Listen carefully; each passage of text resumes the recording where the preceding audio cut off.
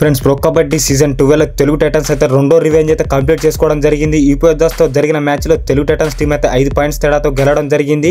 ఈ మ్యాచ్ గురించి మాట్లాడుకోబోతున్నాం. నిజంగా ఈ వీడియో చాలా ఇంట్రెస్టింగ్ గా ఉంటుంది కాబట్టి ముఖ్యంగా pro kabaddi season 12 fantastic updates అయితే అందరికంటే ముందుగా తెలుగులో వి స్పోర్ట్స్ గైడ్ ఇన్స్టాగ్రామ్ మరియు యూట్యూబ్లోనే ఉంటాయి కాబట్టి మీరు ఇప్పుడే మన ఛానల్ సబ్స్క్రైబ్ మరియు ఫాలో చేయడం మర్చిపోకండి ఫ్రెండ్స్. ఈ మ్యాచ్లో తెలుగు టైటన్స్ టీం అయితే ఎక్సలెంట్ గా అయితే ఆడడం జరిగింది. ముఖ్యంగా రామలక్ష్మణ్ అయితే అదర్స్ ఫ్రెండ్స్. నిజంగా భరత్ కూడా 14 రైడ్ పాయింట్లు, విజయ్ మాలిక్ 9 రైడ్ పాయింట్స్ తీసుకురావడం జరిగింది. అలాగే తెలుగు టైటన్స్ డిఫెన్స్ లో ఫైనల్లీ శుభం షిండే నుంచి అయితే మనం అయితే 5 ట్యాకిల్స్ అయితే చూడడం జరిగింది. ఫస్ట్ ఐఫై అయితే ఈ సీజన్ లో ఇతడు కంప్లీట్ చేయడం అయితే జరిగింది ఫ్రెండ్స్.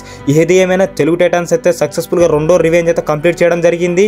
ఇంకోటి మీకు ఒక కోఇన్సిడెన్స్ తెలుసా ఫ్రెండ్స్, మనం ఓడిపోయినప్పుడు వాళ్ళ మీద కూడా మనం 5 పాయింట్స్ తో ఓడిపోవడం జరిగింది.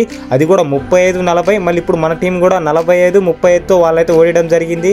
నిజంగా ఇది రియల్లీ ఎక్సలెంట్ కోఇన్సిడెన్స్ కదా. కానీ ఒకనొక సిచ్యువేషన్ లో తెలుగు టైటన్స్ టీం ఆల్అౌట్ అయితే ఈ మ్యాచ్ అయితే ఓడిపోయే వాళ్ళం.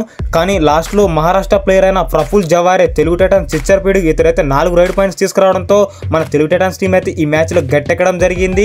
అలాగే ప్రతి ఒక్కరు కూడా ఎక్సలెంట్ గా ఆడడం జరిగింది. ముఖ్యంగా రామలక్ష్మణుల గురించి ఎంత చెప్పుకున్నా తక్కువే. ఈ సీజన్ లో వాళ్ళిద్దరైతే 100 రైడ్ పాయింట్స్ అయితే కంప్లీట్ చేయడం జరిగింది. అలాగే భరత్ కూడా 700 రైడ్ పాయింట్స్ అయితే కంప్లీట్ చేయడం జరిగింది ఫ్రెండ్స్. ఓవరాల్ గా ఇతడు 700 రైడ్ పాయింట్స్ అయితే తీసుకురావడం జరిగింది.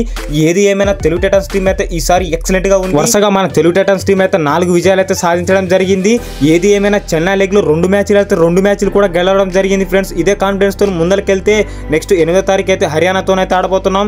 మరి వాళ్ళ మీద ఎవరు గెలుస్తారని మీరు అనుకుంటారో కామెంట్ చేయండి. కానీ విని ఎరగని కబడ్డీ కంటెంట్ కోసం ఇప్పుడు మన అకౌంట్ ఫాలో మరియు సబ్స్క్రైబ్ చేసుకోండి ఫ్రెండ్స్. ఈసారి ఇచ్చి పడేద్దాం.